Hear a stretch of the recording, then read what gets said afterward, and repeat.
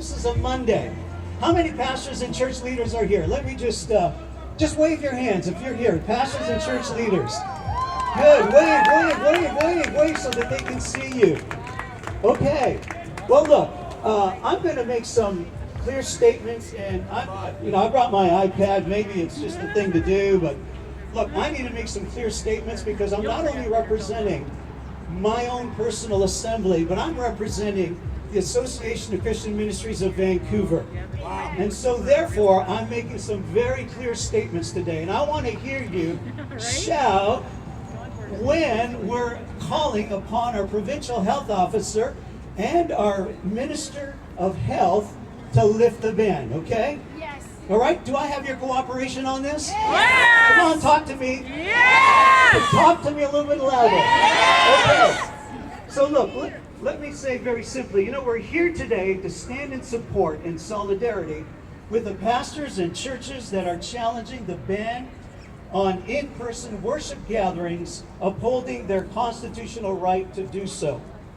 As a local pastor and the executive director of the Association of Christian Ministries of Vancouver, we call upon our provincial health officer, Dr. Bonnie Henry, and our Minister of Health, Dr. Adrian Dix, respectfully, to establish and declare that the faith community provides an essential service, and we ask you to recognize faith leaders as essential spiritual care workers.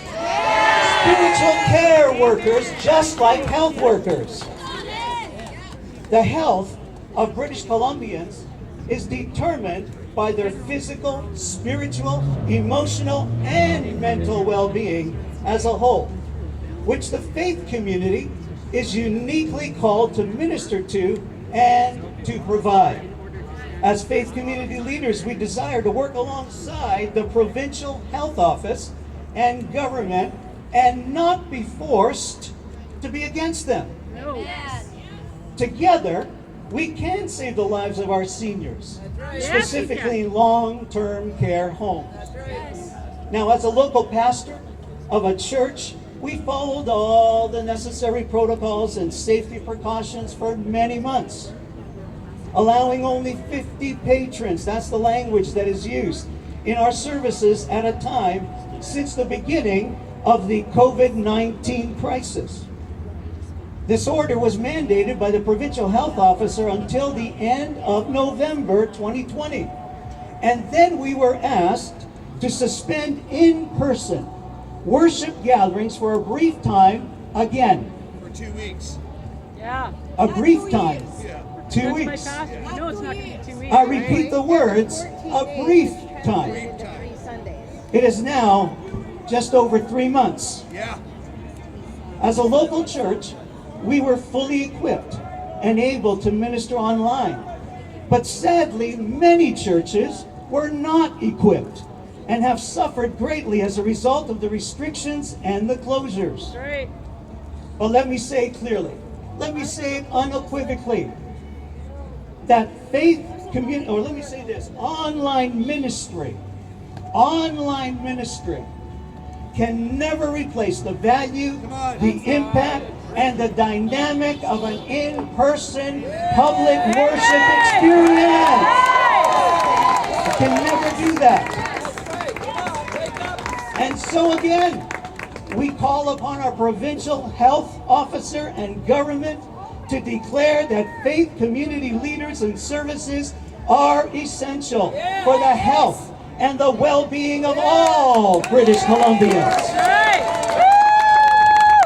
Dr. Henry, Minister Dix, lift the ban and allow all British Columbians to be fully healthy again, physically, spiritually, emotionally, and mentally. Amen. Yeah. Praise God. We are witnessing so many who are experiencing a growing depression as they deal with loneliness, social isolation, suicidal thoughts, and what about the rise in suicides? Right. We are seeing an increase in alcoholism and drug abuse. Consider the impact of drug overdose deaths in BC alone because of these lockdowns and restrictions. Did you know that in 2019, there were only, I shouldn't say only, that's not the right word. There were 984 deaths. But in 2020, the number almost doubled in overdose deaths. Almost doubled to 1,716 deaths. That should not be. And these lockdowns and restrictions, in part, are due and responsible for this great increase. Yes. We'll hold them accountable. The fear and the emotional and mental stress caused by these restrictions and closures are creating intense damage to marriages and families in an unprecedented way. That's right. And domestic violence and divorce has increased exponentially, and the severe economic strain for some families is of a great concern. You all know what I'm talking about. Yes. So many people are looking for spiritual hope and healing that only the faith community can provide. Recently, it became clear to me that only 180 COVID cases were directly connected to religious gatherings. Now listen to this. On February the 2nd, for the first and only time since the start of the COVID-19 pandemic, the province released the specific numbers of cases associated with religious settings in BC. 180 as of February the 2nd, 180 out of 71,461 cases, or less than 1/4% of all cases. Come on now. Where's the emergency? Dr. Brian Emerson, a deputy provincial health officer, confirmed or attested to this number in his affidavit. In the Vancouver Coastal Health Region, this is where we